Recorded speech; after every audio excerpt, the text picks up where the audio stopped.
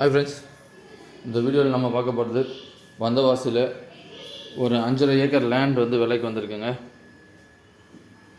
So 5.5 acre land வந்து விலைக்கு வந்திருக்கு. ரோட் டச் கிடையாது. ஒரு ரோட்லேருந்து பார்த்திங்கன்னா ஒரு 10 மீட்டருங்க, ஒரு 10 மீட்டரில் உள்ளே இருக்குது லேண்டு.